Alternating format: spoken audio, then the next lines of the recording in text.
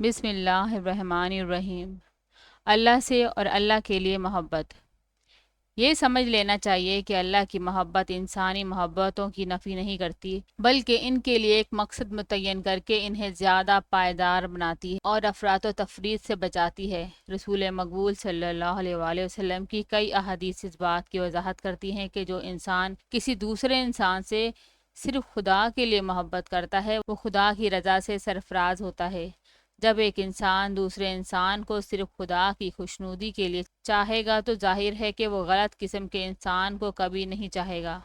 ایسے ہی جب کسی انسان کو چاہت دینے سے مراد رضائے الہی ہی ہوگی تو ظاہر ہے کہ وہ چاہت انسان پرستی کی حد تک کبھی نہیں پہنچے گی۔ کسی انسان کو صرف اسی کی خاطر چاہنے میں اور انسان کو خدا کی خاطر چاہنے میں زمین و آسمان کا فرق پڑ جاتا ہے۔ احادیث واضح کرتی ہے کہ انسان کو خدا کی خاطر چاہنا ایک عظیم نیکی ہے۔ حضرت انس رضی اللہ تعالیٰ عنہ بن مالک بیان کرتے ہیں کہ ایک بدو نے رسول خدا صلی اللہ علیہ وآلہ وسلم کی خدمت میں عرض کیا کہ قیامت کب ہوگی؟ رسول خدا صلی اللہ علیہ وآلہ وسلم نے فرمایا کہ تو نے قیامت کے لیے کیا تیاری کی ہے؟ اس نے عرض کیا کہ میری تیاری یہ ہے کہ میرے دل میں خدا اور اس کے رسول کی محبت ہے۔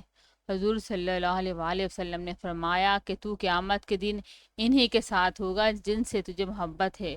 مسلم۔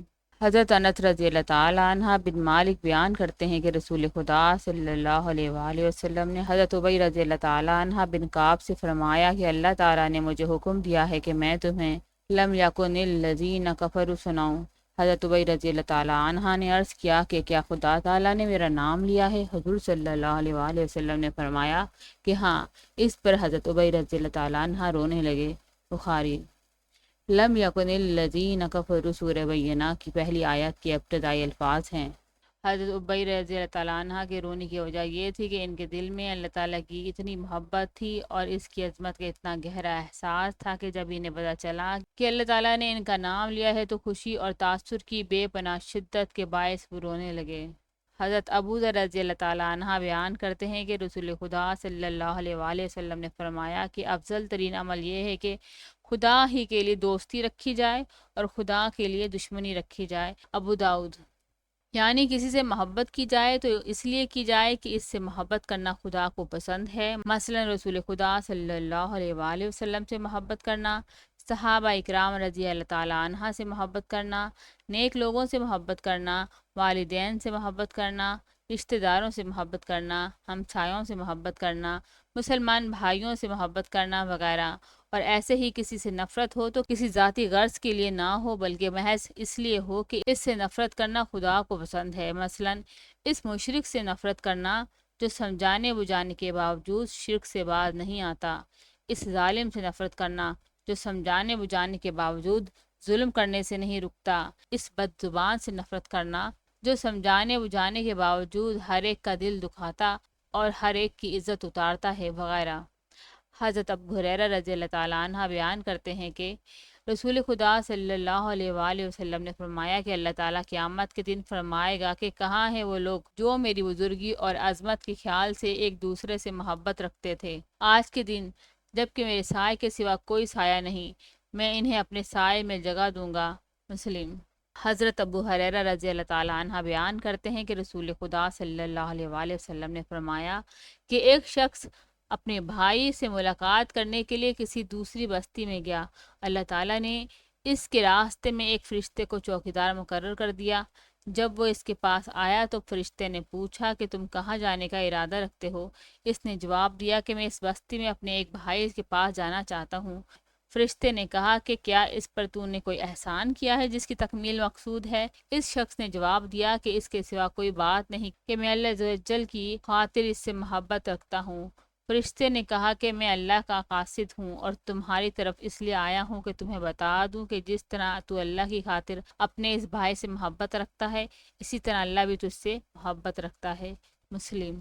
ابو ادریس خولانی رحمۃ اللہ علیہ بیان کرتے ہیں کہ میں دمشق کی مسجد میں داخل ہوا تو میری نگاہ ایک شخص پر پڑی جس کے دانت خوبصورت چمکدار تھے، لوگ اس کے پاس بیٹھے ہوئے تھے۔ جب ان میں کسی چیز کے بارے میں اختلاف ہوتا تو اس کی طرف رجوع کرتے اور اس کے رائے پر عمل کرتے۔ میں نے اس کے متعلق دریافت کیا تو مجھے بتایا گیا کہ وہ حضرت معاذ رضی اللہ تعالیٰ عنہ بن جبل صحابی ہیں۔ جب اگلا دن ہوا تو میں سویرے ہی مسجد میں جا پہنچا۔ میں نے دیکھا وہ مجھ سے بھی پہلے آ چکے تھے اور نماز پڑھ رہے تھے۔ میں انتظار میں بیٹھ گیا یہاں تک کہ انہوں نے اپنی نماز ختم کر لی۔ پھر میں ان کے سامنے سے ان کے پاس آیا اور انہیں سلام کیا اور کہا، خدا کی قسم میں آپ سے محبت رکھتا ہوں۔ انہوں نے فرمایا، کیا خدا کے لیے؟ میں نے عرض کیا، ہاں خدا کے لیے۔ انہوں نے فرمایا، کیا خدا کے لیے؟ میں نے عرض کیا، ہاں خدا کے لیے۔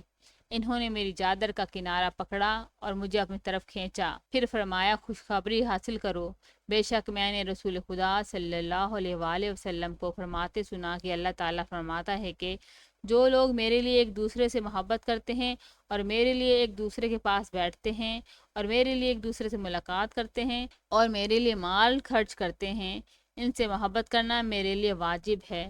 موتا غور کریں تو یہ بات سمجھ میں آ جاتی ہے کہ انسان کو خدا کے لیے چاہنا در حقیقت خدا ہی کو چاہنا ہے، جس کی فضیلت پر قرآن و حدیث گواہ ہیں۔ اللہ تعالیٰ کا فرمان ہے، اور ایمان والے تو اللہ کو شدت سے چاہتے ہیں۔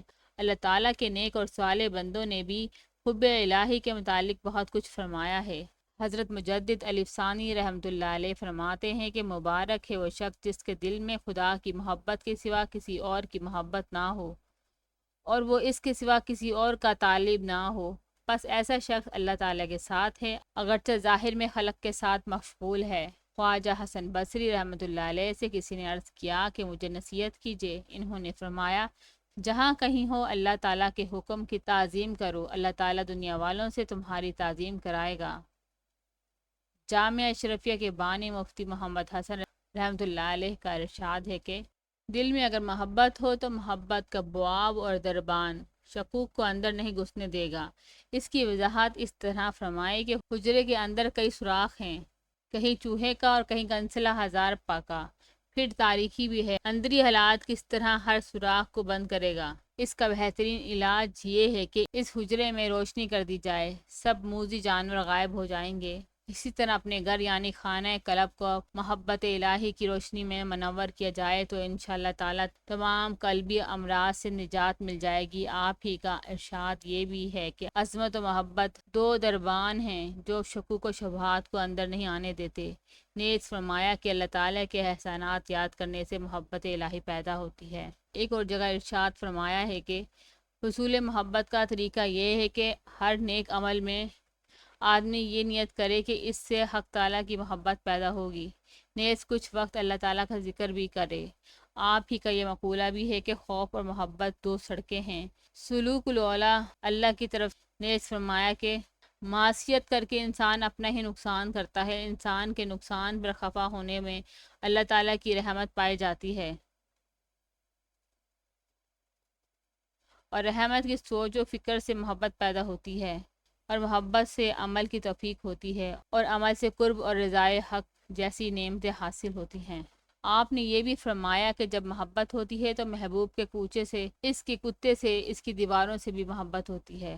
سید علی ہجروی رحمۃ اللہ علیہ کا ارشاد ہے کہ جتنی محبت قوی ہوتی ہے اسی قدر اطاعت کا حق ادا کرنے میں دشواری نہیں ہوتی۔ نیز آپ نے فرمایا کہ جو دل میں خدا کی محبت سے غنی ہو، دنیا کا نہ ہونا اسے محتاج نہیں کرتا اور نہ اس کے ہونے سے وہ خوش ہوتا ہے۔ یحییٰ بن معاذ رحمۃ اللہ علیہ صوفی کا فرمان ہے، تو جس قدر خدا سے ڈرے گا خلق اس قدر تجھ سے ڈرے گی، اور تو جس قدر اللہ تعالیٰ میں مشغول رہے گا خلق اسی قدر تجھ میں یعنی تیری خدمت میں مشغول رہے گی۔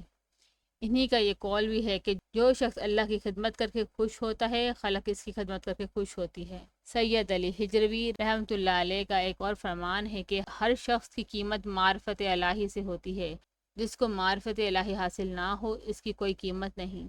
ابو علی جرجائی رحمۃ اللہ علیہ فرماتے ہیں کہ اے شخص اپنا دل اپنے خالق کو دے اور اپنا جسم مخلوق کی خدمت کے لیے وقف کر۔ مولانا روم رحمۃ اللہ علیہ حب الہی کو دل کی تمام بیماریوں کا علاج بتاتے ہوئے فرماتے ہیں، شاد باد اے عشق خوش سودائے ماں، اے طب جملہ علت ہائے ماں۔